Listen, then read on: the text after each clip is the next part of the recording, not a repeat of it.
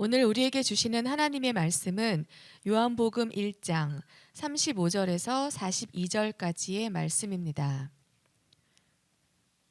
요한복음 1장 35절에서 42절까지의 말씀입니다. 제가 가진 성경책 신약성경 143쪽에 있습니다. 봉독하겠습니다. 요한이 자기 제자 중 두 사람과 함께 섰다가 예수께서 거니심을 보고 말하되 보라 하나님의 어린 양이로다. 두 제자가 그의 말을 듣고 예수를 따르거늘 예수께서 돌이켜 그 따르는 것을 보시고 물어 이르시되 무엇을 구하느냐 이르되 랍비여 어디 계시오니까 하니 예수께서 이르시되 와서 보라. 그러므로 그들이 가서 계신 데를 보고 그날 함께 거하니 때가 10시쯤 되었더라. 요한의 말을 듣고 예수를 따르는 두 사람 중에 하나는 시몬 베드로의 형제 안드레라. 그가 먼저 자기 형제 시몬을 찾아 말하되 우리가 메시아를 만났다 하고 데리고 예수께로 오니 예수께서 보시고 이르시되 내가 요한의 아들 시몬이니 장차 게바라 하리라 하시니라. 아멘. 아멘. 말씀의 제목을 함께 읽습니다. 시작. 안드레 유레카의 신앙. 방송실이 저렇게 써놓으니까 저게 뭔가 이상하죠. 안드레도 점이 너무 붙어 있고 유레카는 저 오른쪽 점은 또 떨어져 있고. 방송실을 다른 사람이 좀 하세요. 저걸 보고 예배 시간에 올린다는 것 자체가 제가 부교육자 생활할 때는 상상할 수 없는 일이. 이렇게 부르죠. 강대생이 올라서 발로 나를 걷어차더라고요. 점 하나만 틀려도. 그리고 오늘 방송실에서 실수한 건 성경책을 뺐어요. 제가 태어나서 처음 겪는 일이에요. 성경에 보면 가로에 들어가 있는 글이 세 가지가 나와요. 근데 아주 중요하거든요. 성경책에서 가로에 들어가 있는 내용은 사실 더 과하게 표현해야 돼요. 그래서 구약에 보면 뭐 여호와를 찬송할지어다 하고 가로 열고 셀라 이렇게 써 있잖아요. 이것은 말로 하지 말고 춤을 추면서 하든지 일어나서 하든지 하여튼 누가 봐도 그 말처럼 행동하라 그런 뜻이에요. 그런데 우리가 안 하잖아요. 우리가 신앙생활하면서 그 성경에서 드러나는 그 목적을 가지고 하는데 오늘 성경을 랍비를 번역하면 선생이라도 뺐고 메시아는 번역하여 그리스도라고도 뺐고 방송에서 마음대로 빼면 안 돼요. 대답이 없습니다. 그 1856년도에 찰스 다윈이라는 사람을 통해서 종의 기원이라는 책이 쓰여졌죠. 종의 기원의 내용은 너무 많지만 어쨌든 진화론의 시작을 알리는 책이었죠. 진화론의 핵심은 자연 선택설입니다. 어렵게 생각할 거 없어요. 갓난아이가 태어나잖아요. 태어나자마자 예를 들면 어른이 돼서 태어나는 건 아니잖아요. 갓난아이가 태어나면 그 갓난아이가 성장하고 자라죠. 그렇게 성장하고 자란다. 가만둬도 그렇게 자라간다라는 의미를 가지고 있어요. 그래서 예를 들면 그 체형도 요즘 좀 많이 달라졌죠. 그렇죠. 요즘 그 아주 다리도 길쭉길쭉하고 얼굴도 작고 옛날에 뭐 20, 30년 전만 해도 저처럼 머리 큰 사람이 그 욕을 먹던 시절이 아니었어요. 시원하게 생겼다, 잘생겼다 그런 시절을 살았죠.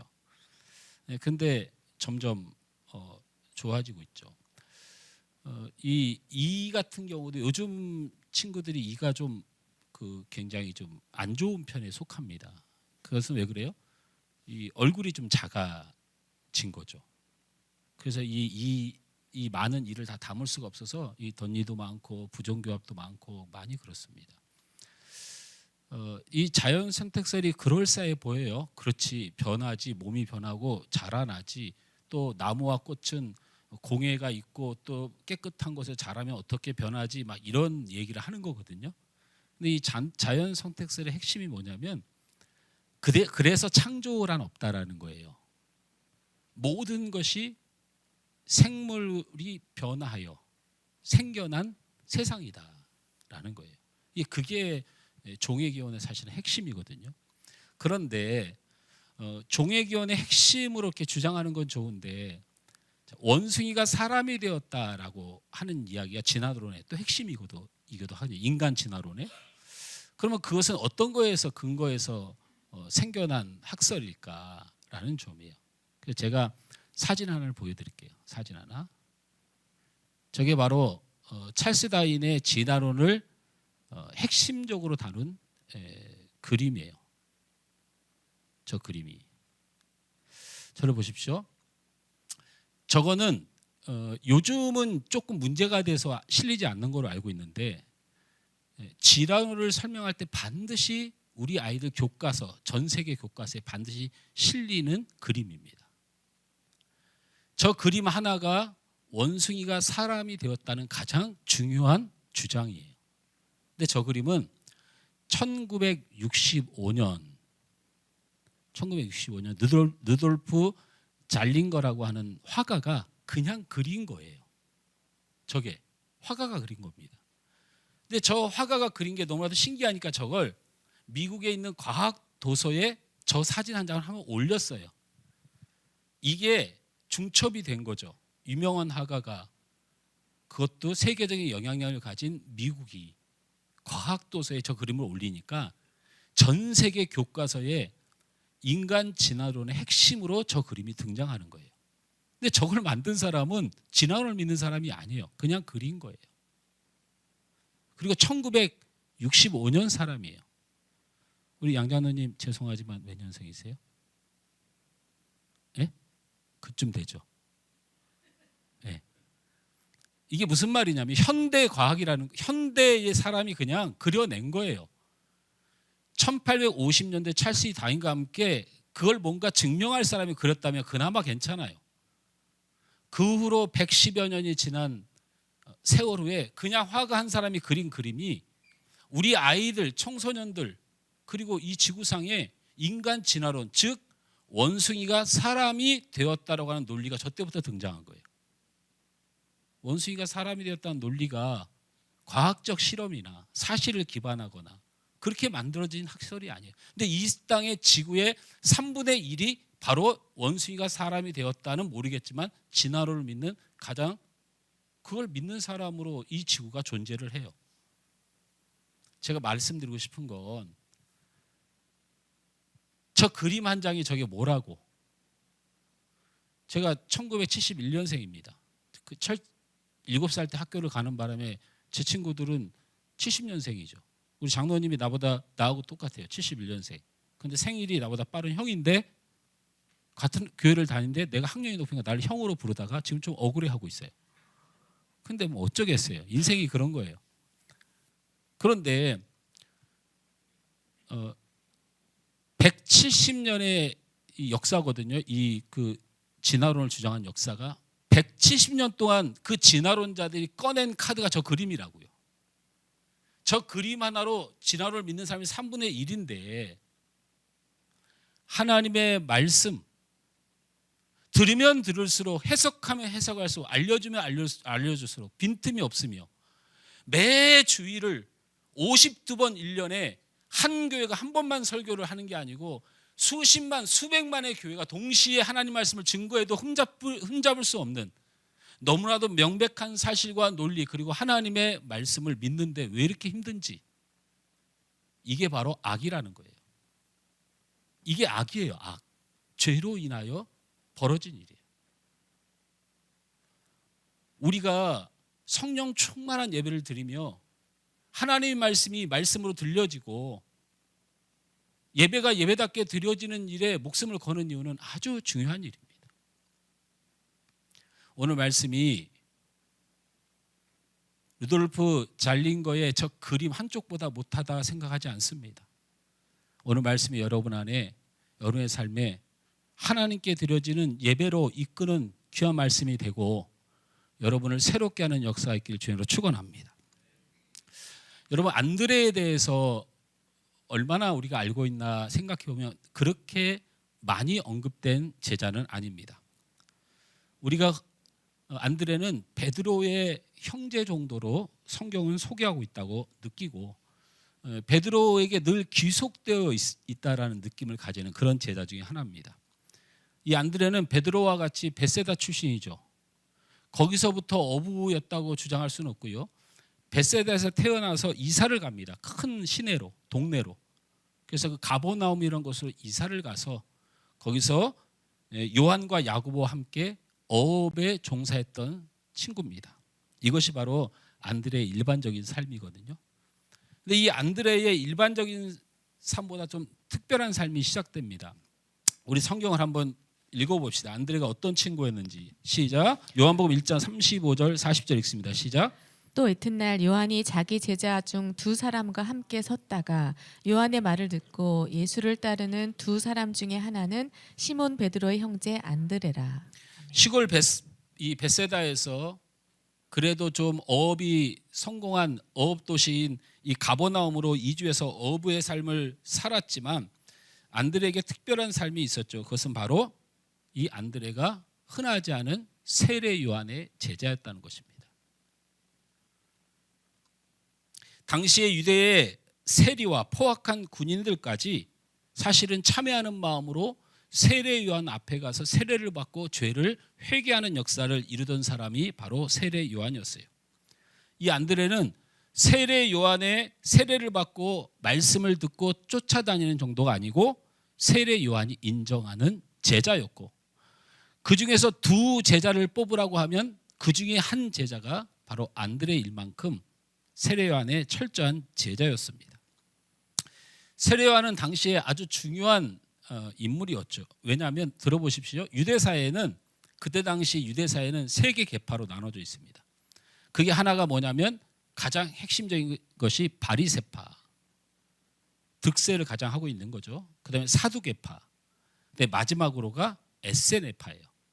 이 마지막에 에세네파는 뭐 하는 사람들이냐면 사회라고 하는 그 곳에 쿰난 공동체라고 하는 사회를 중심으로 쿰난 공동체, 경공 공동체 생활하는 사람들이 있어요. 그래서 거기서 금욕주의 운동을 하고 하나님 앞에 이 세상과 접하여 살지 말고 하나님 말씀 안에 주님의 은혜 아래 그 말씀을 따라서 살아야 한다고 주장하는 에세네파가 존재했어요. 거기에 수장이 누구냐면 세례 요한이에요.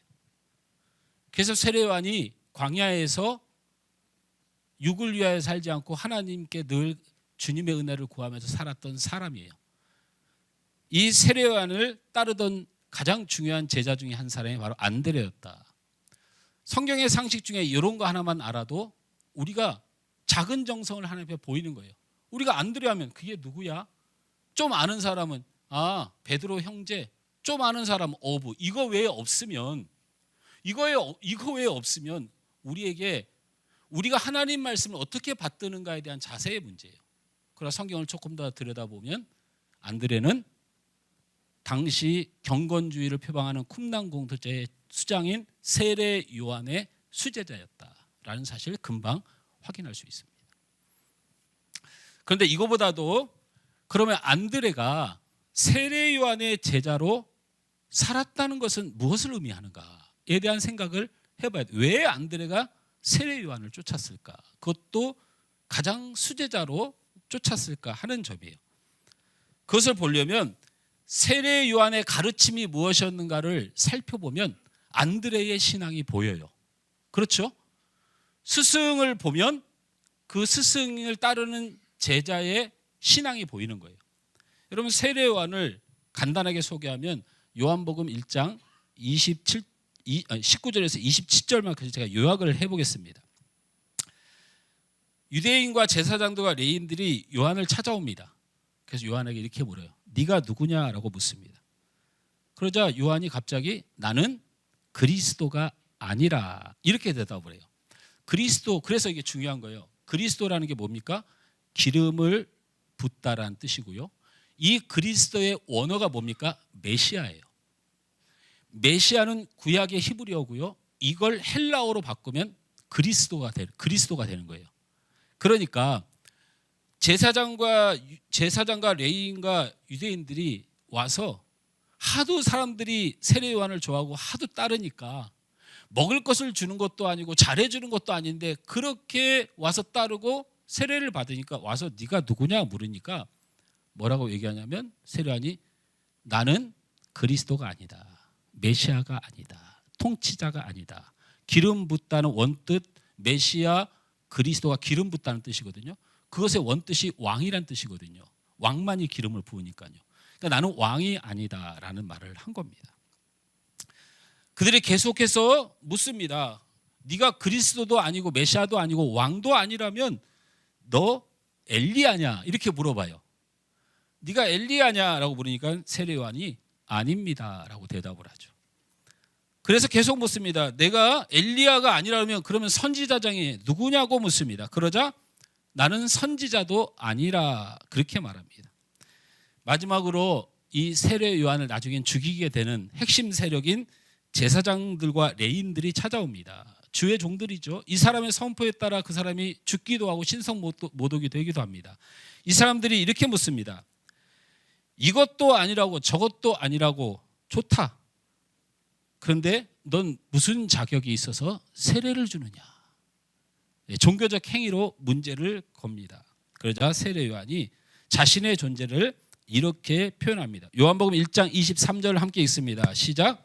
이르되 나는 선지자 이사야의 말과 같이 주의 길을 곧게 하고 하라고 광야에서 외치는 자의 소리로다. 하니라. 1장 26절에서 27절을 또 읽습니다. 시작. 요한이 대답하되 나는 물로 세례를 베풀거니와 너희 가운데 너희가 알지 못한 한 사람이 섰으니 곧 내 뒤에 오시는 그이라. 나는 그의 신발끈을 풀기도 감당하지 못하겠노라 하더라. 아멘. 세례 요한은 자신의 이야기를 한마디도 안 해요. 자신의 사명은 주님의 길을 예비하며 주님이 오실 날을 기다리라고 외치는 사명을 가지고 있으며 내가 세례를 베푸는 것은 아무 의미가 없으며 내 뒤에 오시리가 나중에 뭐라고 이걸 얘기하면 성령으로 너에게 세례를 베푸는 그이가 구주시니라. 그러니까 세례 요한의 사역이 뭐였느냐? 예수님을 기다리는 사역을 했어요. 메시아를 기다리는 사역을 했어요. 예수님을 사모하는 사역을 했어요. 안드레가 왜 세례 요한을 쫓았냐고요? 세례 요한이 좋은 것이 아니고 바로 메시아를 기다리고 주님의 은혜를 기다리고 예수님의 은혜를 기다리는 사람으로서 스승의 뜻과 맞았던 거예요. 할렐루야.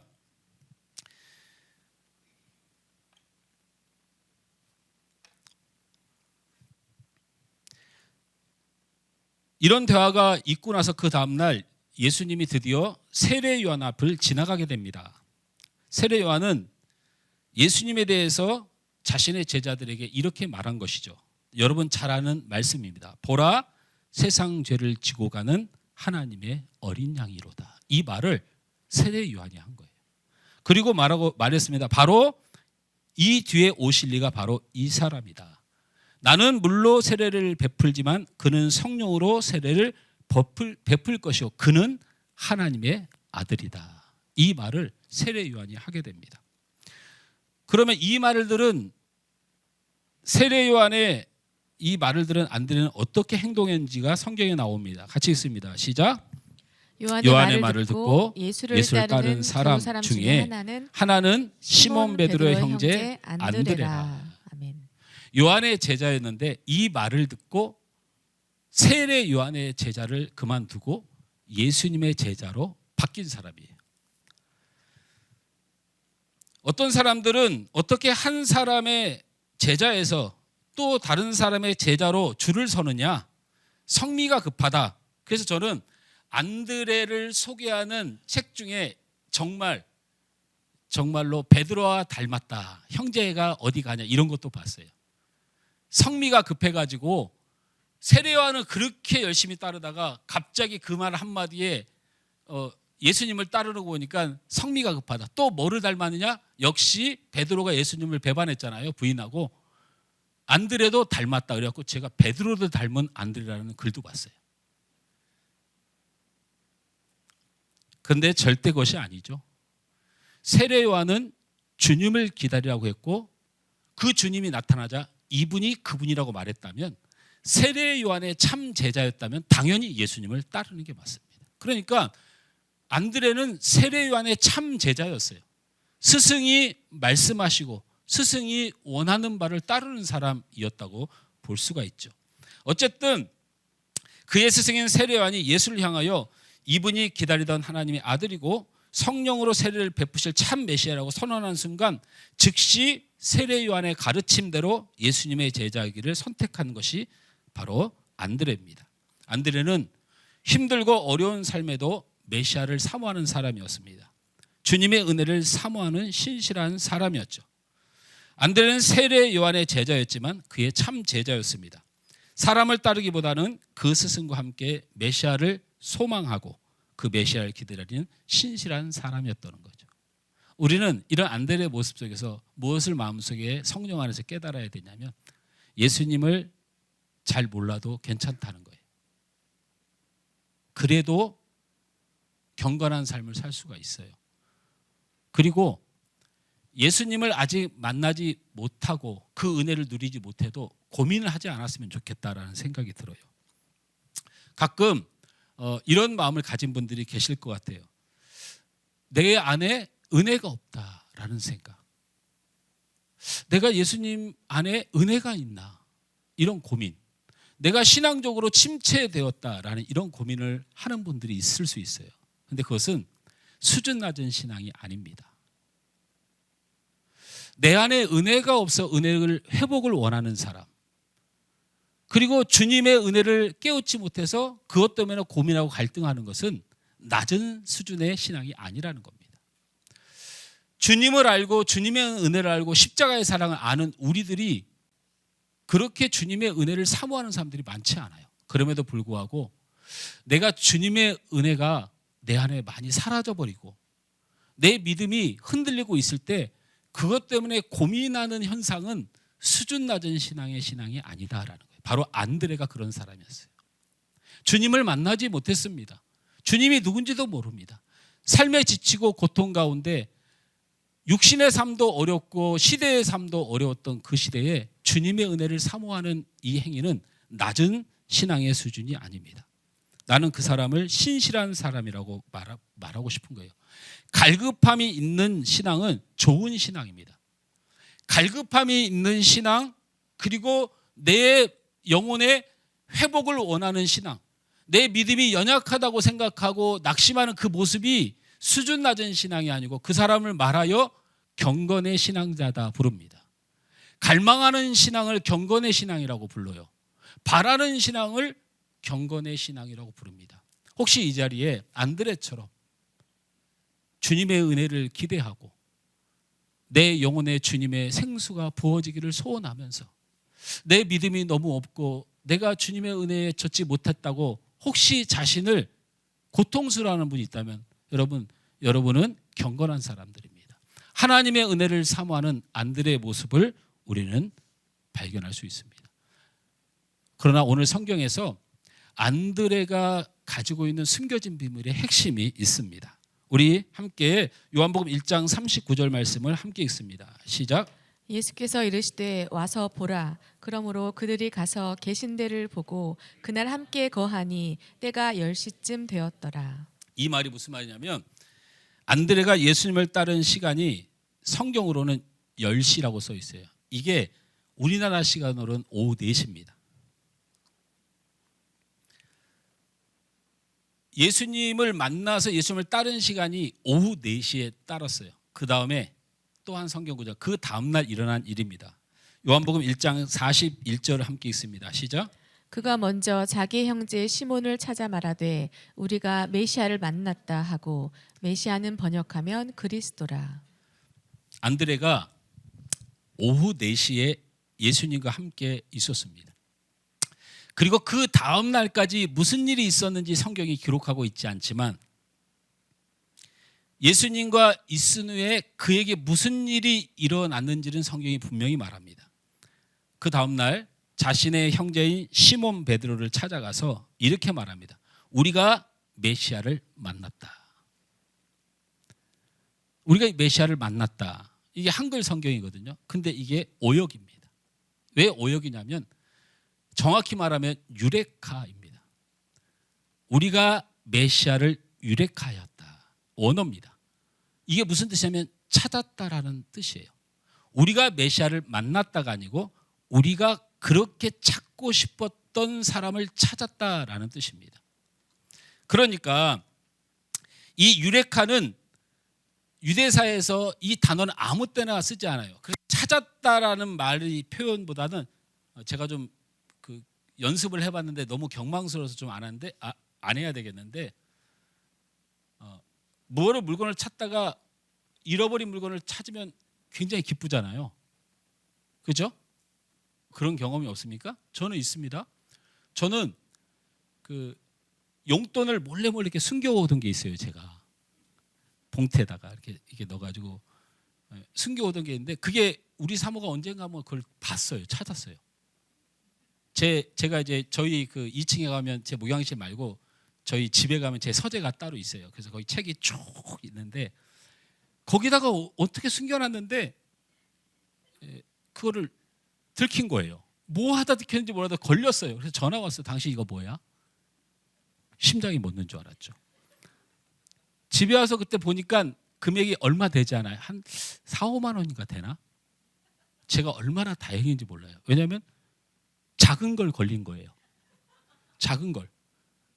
근데 문제는 그거보다 더 큰 거 숨겨놓은 걸 제가 못 찾아 어디다 숨겼는지 모르겠는 거예요. 그래서 우리 사모가 없는 동안에 온 서재에 책갈피 다 찾아봐도 못 찾았어요. 그 돈이 꽤 큰 돈이었어요. 얼마나 마음에 낙심이 되든지. 그때는 제가 카드도 없고 제 이름으로 통장도 없었던 걸로 기억해요. 저는 그렇게 생활을 안 해. 요즘에서 카드를 들게 되죠. 카드도 없으니까 그렇게 현금을 가지고 있었다. 근데 그 돈이 꽤 커요. 그걸 잊어버리니까 너무 속이 상한 거예요. 너무 속이 상한 거예요.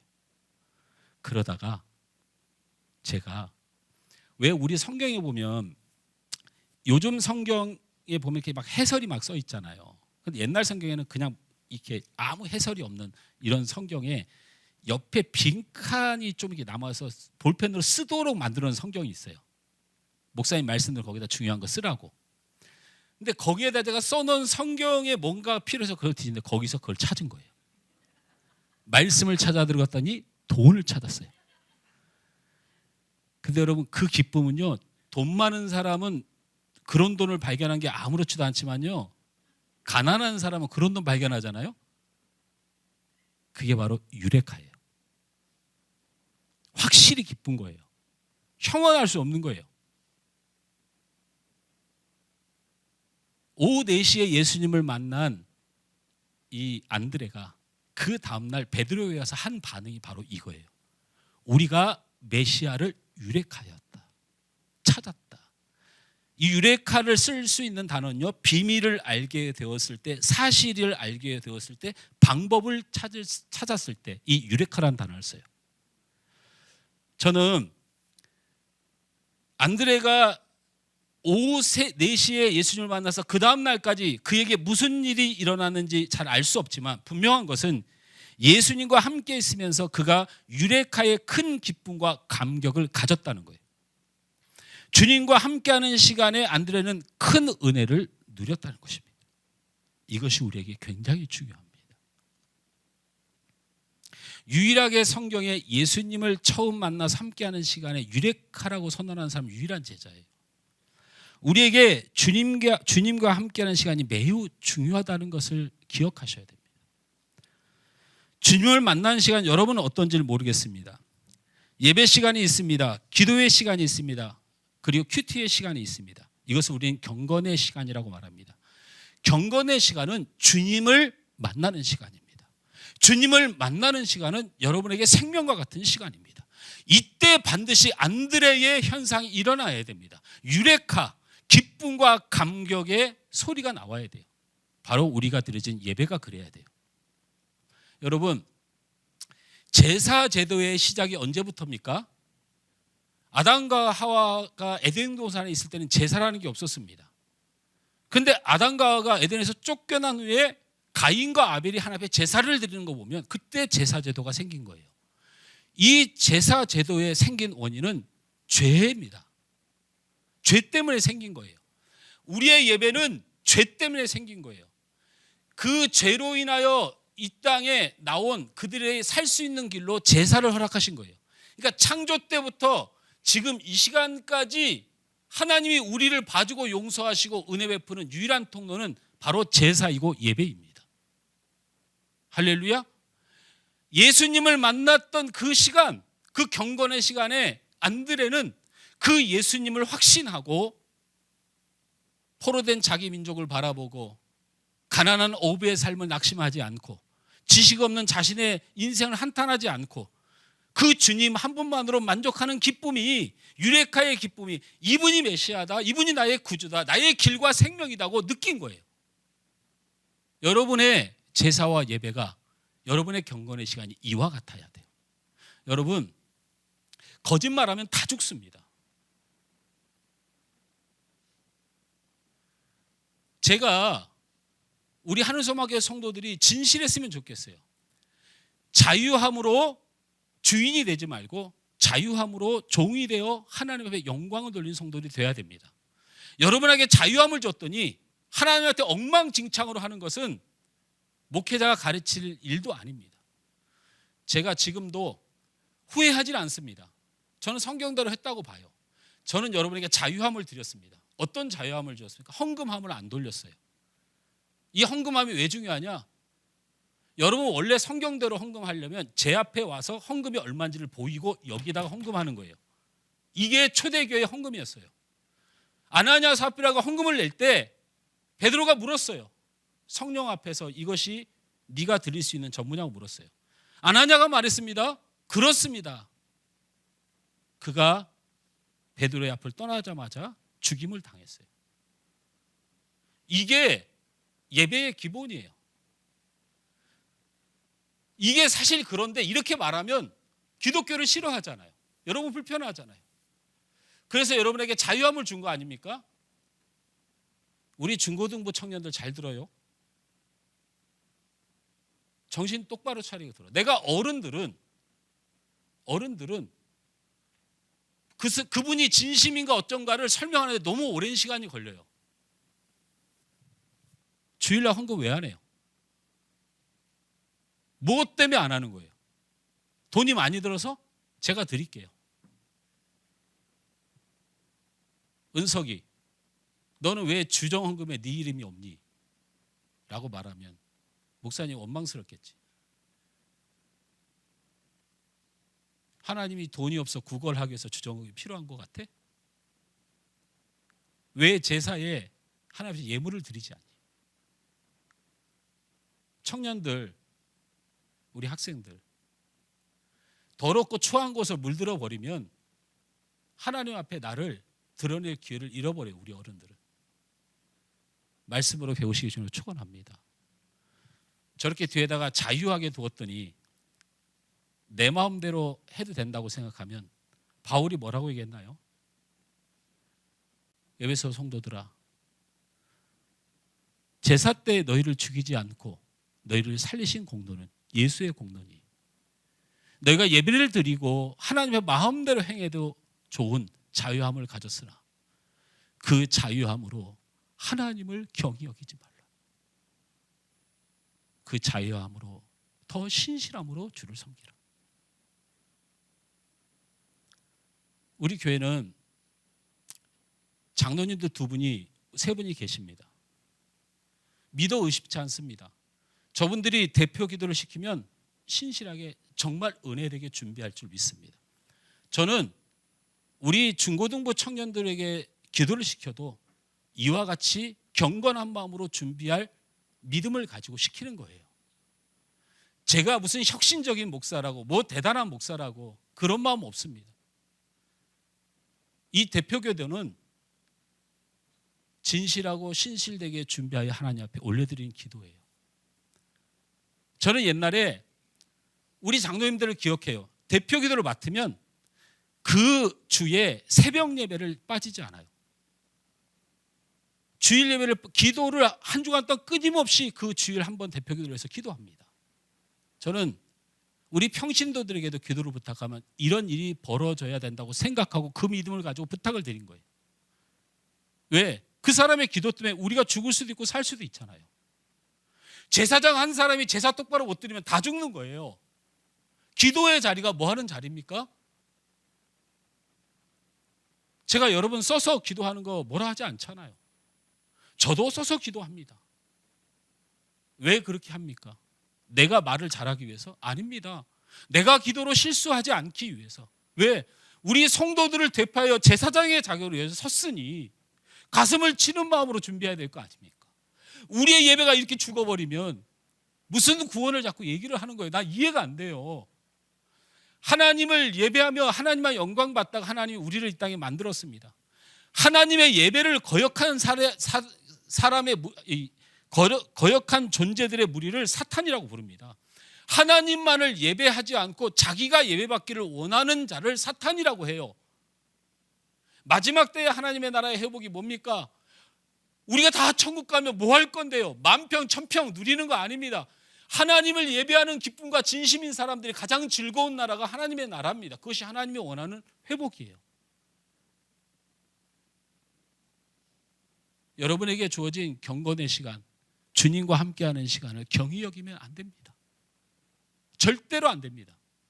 제가 왜 우리 청년들에게 주일날 12시 넘기 전에 다 잠자라고 합니까? 예배당에 딱 오면 잘 사람들은 정해져 있어요. 여러분 앉자마자 제 눈에 다 보여요.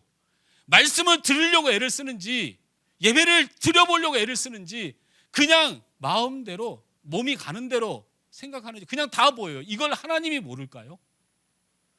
왜 옛날 제사는 목숨을 걸고 제사를 드렸는데 왜 요즘 예배는 목숨을 못 거는 것이 예배가 하나님 앞에 달라진 게 있나요? 없습니다.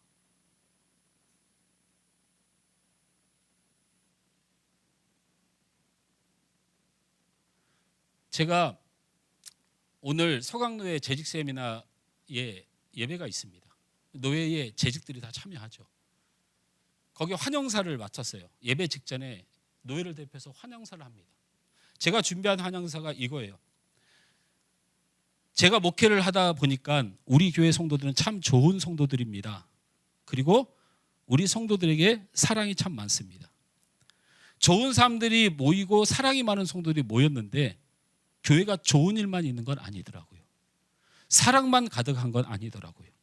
그래서 저는 깨달았습니다. 좋은 사람도 사랑이 많은 사람도 하나님의 뜻은 이룰 수가 없다는 것을. 하나님의 뜻을 이루려면 하나님의 은혜를 받는 사람이어야 됩니다. 오늘 예배의 자리에 나온 여러분이 바로 이 하나님의 은혜를 사모하는 사람들이었으면 좋겠습니다. 여러분 죄인도 괜찮습니다. 부족해도 괜찮습니다. 그러나 이 안드레가 받았던 은혜를 사모하는 마음을 가지고 오후 4시부터 그 다음 아침까지 도대체 뭔 일이 있었는지 모르지만 주님과 함께하는 시간에 가졌던 기쁨과 감격이 여러분 안에 회복되길 주님으로 축원합니다. 다른 거는 염려하지 마세요. 우리가 연약한 줄 다 알아요. 우리가 부족한 줄 다 알고 우리가 죄인 된 줄도 다 압니다. 우리가 우리의 삶을 다 성공할 수 없는 존재인 것도 하나님이 다 아세요. 그러나 하나님은 경건의 시간에 하나님을 만나서 은혜를 사모하는 그 영혼에게 축복을 주신 줄 믿습니다. 자유함을 드립니다. 우리 하나님 여러분을 자유케 하셨습니다. 그 자유함으로 하나님을 경외하는 선택을 하시길 주님으로 축원합니다. 그러면 이 유레카의 기쁨을 누렸던 안드레가 왜 중요했느냐? 왜 목사님 이렇게 얘기하느냐? 신기한 게 성경은요 그림 한 조각이 아닙니다. 경건의 시간, 주님을 만나는 은혜를 사모하여 그 은혜를 누리는 사람들이 가득하면 무슨 일이 벌어지는지 제가 설명을 드릴게요.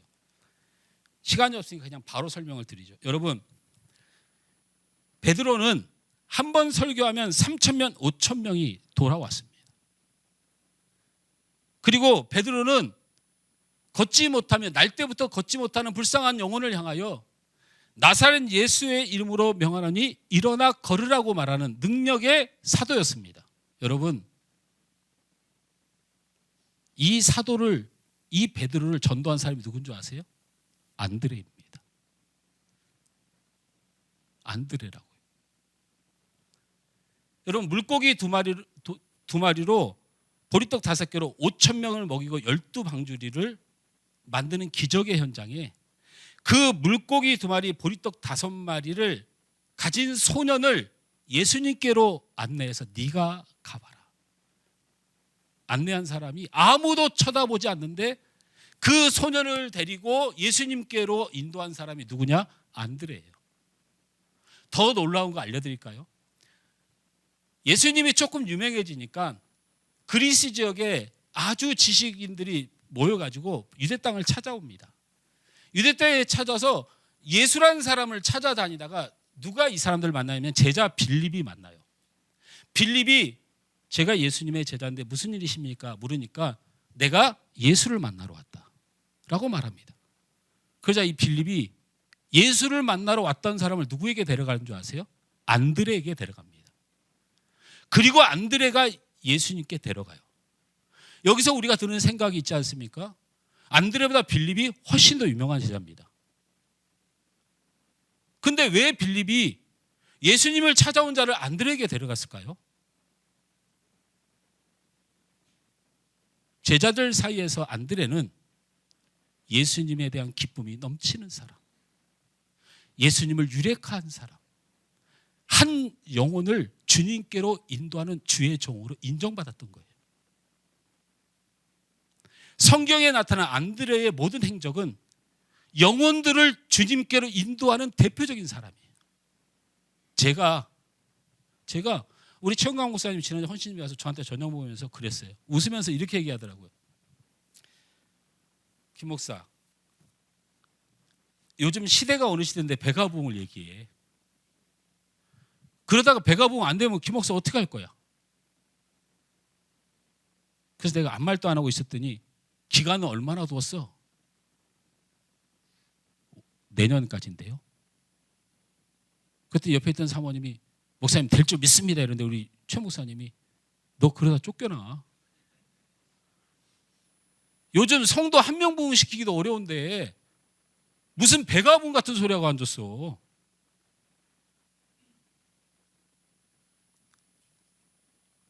그러니까요. 저에게는 안드레가 필요한 거죠. 한 영혼을 주께로 인도하는 축복을 받은 사람, 영혼들을 주님께로 인도한 특별히 달란트를 가진 사람.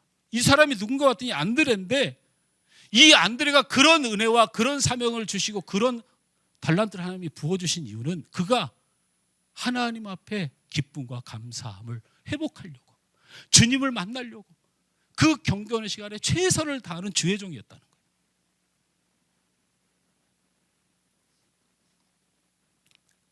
사랑하는 성도 여러분, 경건의 모양이 아니라 경건의 능력이 되신 예수님을 믿고 예배에 성공하는 여러분 되길 주님으로 축원합니다. 기도에 성공하는 여러분 되길 주님으로 축원합니다. 주님과 함께하는 시간에 유레카의 기쁨을 얻기 위하여 몸부림치는 여러분의 삶이 되시길 주님으로 축원합니다. 우리가 주님을 만나는 이 귀한 시간을 생명처럼 여기며 예배하고 기도하고 이 시간을 갖기 위하여 최선을 다한다면 하나님께서 우리에게 귀한 영혼을 맡겨주실 것입니다. 우리 교회를 부흥케 하실 것입니다. 그리고 여러분의 삶을 반드시 축복하셔서 마르지 않는 샘물로 인도하는 도구가 되게 하실 것입니다. 여러분, 안드레에게 예수님이 물었습니다. 먹을 것이 있겠느냐? 이게 얼마나 중요한 메시지인지 몰라요. 안드레가 그 샘물의 기원이라는 거예요. 그의 삶을 축복하여 그의 눈을 열어 되게 하신다는 거예요. 주의 일이 되게 하신다. 축복이란 그런 것입니다. 우리 사랑하는 중고등부 청년, 우리 사랑하는 성도들 모두 여러분의 사업장이, 여러분의 가정이, 여러분의 학업이 우리 주님의 일이 되게 하는 축복의 샘터가 되는 안드레 같은 축복이 여러분에게 있길 주님으로 축원합니다.